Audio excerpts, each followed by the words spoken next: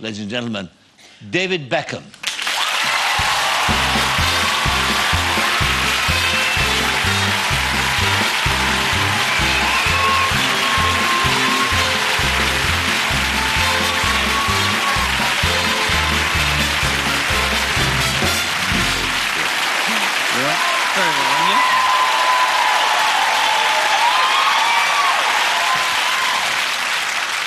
Well, when I used to get a welcome like that, don't you, Billy? I mean, some people screaming and things like that. I thought I did. You did? When you walked on today.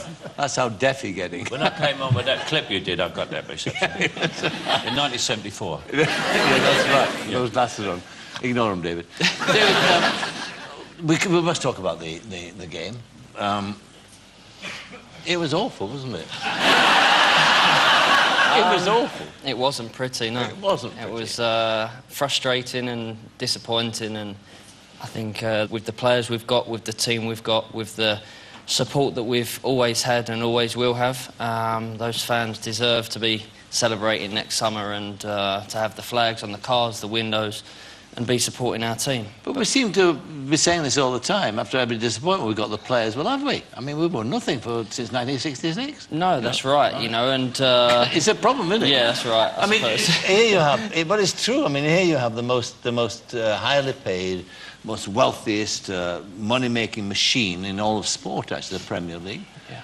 And yet, you know, as I said, since 1966, we've won nothing. Yeah. I mean, it's quite extraordinary. How do you account for that? It is extraordinary, but football's changed a lot since 1966. You know, we had an amazing team that you know, won us the World Cup, and it's amazing that we haven't won it since, because, as you said, you know, the amount of money that is in football, the players that there is, and it's truly incredible. But it's what we work towards. It's not as if, you know, we go on the field and we think, you know, I can't wait to get off the pitch, go home to our big houses and nice cars. You know, once you're on that field, all that matters so money's is got winning. nothing to do with it, not a softer lifestyle. For me and the players that I've played with in my career, money's never had anything to do with playing football. Of course, people are going to say it's easy for you to say that because you've obviously got the money.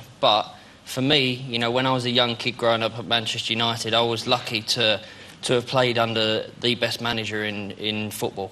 And he was the one that controlled everything. And he was, you know, these days I think it's a lot easier for 16, 17-year-old, you know, footballers to earn a ridiculous amount of money. And not be controlled. And not be controlled. Like Ferguson did with you. But we was very lucky because he controlled us. You know, he was like, you'll earn your money, don't worry about that. Go and play for Manchester United. That's the biggest honour that you'll ever do. It's interesting you should say that, you know, because a while ago I was talking to Sven-Göran Eriksson, and it was just after he'd finished with England, and I said to him, you know, is there a difference between coaching young English players and young foreign players? And he said yes. And I said, what is it? He said attitude and intelligence. Mm-hmm. And he said that they're on the whole better educated and want to learn more about football than the foreigners are, than the average English player. Would you say that was true? Maybe. You know, I'm not a manager, so I can't really, you know, comment on that. But I think that having my academy that I have here in London and having the one in Los Angeles, you know, I get to work with some amazing kids. And the kids these days, you know, even at the 8 or 9-year-olds, you know, they'll ask you a question or you'll say, you know, is there anything you want to ask me? And one of the first things they ask you is, how much money do you earn? And that's the first question. Yeah, that's one of the first questions I'll get asked, and it's amazing because I'm sure that's interesting, isn't it? I'm sure back in, you know, like George Best's days. Well, in your day, you'd never said to Ferguson, did you? No, he would have. No. Definitely not. Got a backhander, wouldn't you? Yeah, without a doubt. Or a boot thrown at you. Yeah. Well, no. That was an accident. Oh, I know, David. Yeah. You set the straight face. But I've been very lucky in my career, and I've had some great managers. But I think great managers, it's always nice to have that. You know, I was scared of every manager that I've ever had in my career. Every manager, every coach, from my dad at 7 or 8 years old, he used to scare me, to, you know, Stuart Underwood, who was like like a sergeant major figure for Ridgeway Rovers, then up to Eric Harrison, Nobby Stiles, who used to coach us at Manchester United. Then there was Archie Knox, and then there was Sir Alex Ferguson, and there was, you know, all the youngsters that went through Manchester United was all scared of Sir Alex Ferguson, and that's how he got the best out of every one of the young players. And he produced some very fine young players and took them in, and made them into very, very fine, mature players too. And that seems not to be happening too much nowadays. That's one of our problems. But you talk about, were you frightened of McLaren? I'm a lot more grown up now and a lot more aware and a lot more braver. Well, you know, he treated you very badly when you think about it. I mean, we lost we didn't win the World Cup. We got knocked out. You were captain of England, and he took over when Sven went.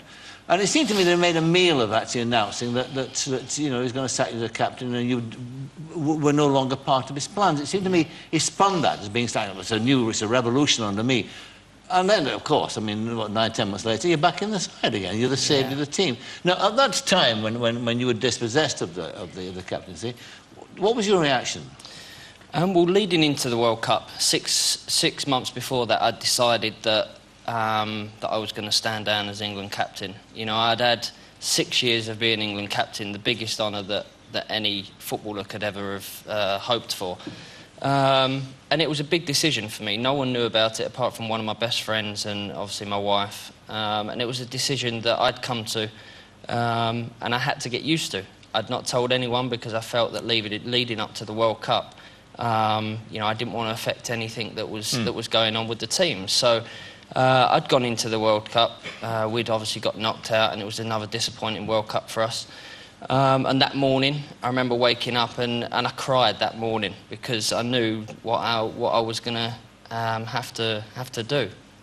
So then I went into the press conference, cried all the way down to the press conference, got through it, cried all the way back to the hotel, and then in my room was my 3 sons and my wife, and you know, it was very hard to actually step down as England captain because, you know, it was a big decision. But I never felt for 1 minute that I wouldn't Be part of the squad. Be part of the squad and be were. part of the team.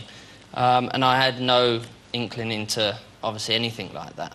And then obviously when I was on the plane on the way over to a tour with Real Madrid, my phone rang and it was a private number, so I thought it was my wife. So I answered it, and it was obviously Steve McLaren.